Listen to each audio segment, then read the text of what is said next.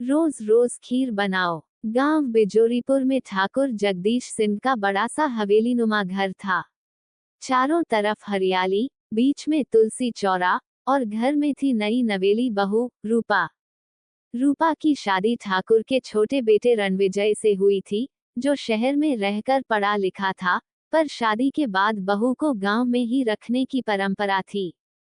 सासू माँ दुर्गावती देवी बहुत धार्मिक और खान पान की शौकीन थीं। उनको खासतौर पर चिरौंजी वाली खीर बहुत पसंद थी। शादी के तीसरे दिन ही सास ने हुक्म सुनाया, बहू, हमें रोज रात को खीर खाए बिना नींद नहीं आती। कल से रोज बनाना। रूपा मुस्कराई, ठीक है मां जी। रूपा ने पहले दिन खीर बनाई केसर, चिरौंजी, इलायची डालकर। सबने खूब तारीफ की। दूसरे दिन भी बनाई, तीसरे दिन भी, पर चौथे दिन रूपा के चेहरे की रंगत उड़ने लगी।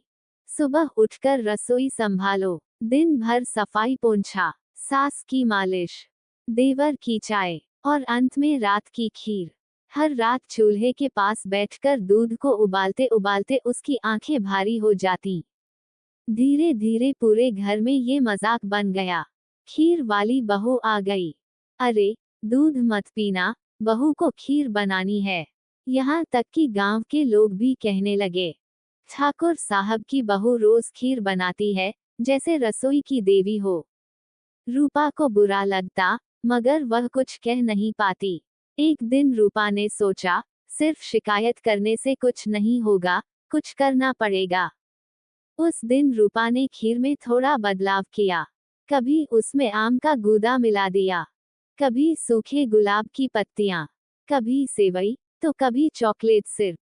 हर दिन नई खीर। सासू माँ हैरान, हे भगवान, आज की खीर तो स्वर्ग से उतरी लगती है। एक दिन उन्होंने पूछा, बहू, तू रोज कैसे इतना बढ़िया बना लेती है? रूपा बोली, मां जी, रोज बनाना था तो सोचा हर दिन कुछ नया सीख लूं, नया कर लूं। धीरे धीरे रूपा की खीर के चर्चे गांव से शहर तक पहुंचने लगे।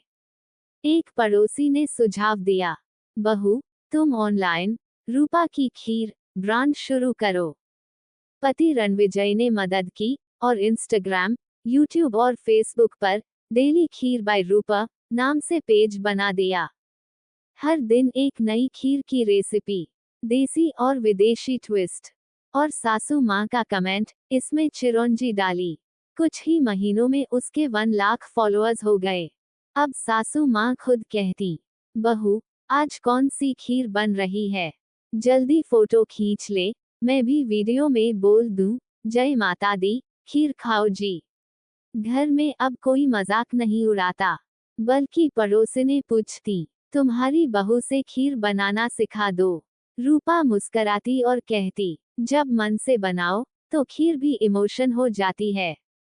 रोजमर्रा की थकान और जिम्मेदारी को अगर हम रचनात्मकता और प्रेम से निभाएं, तो वही बोझ वरदान बन सकता है।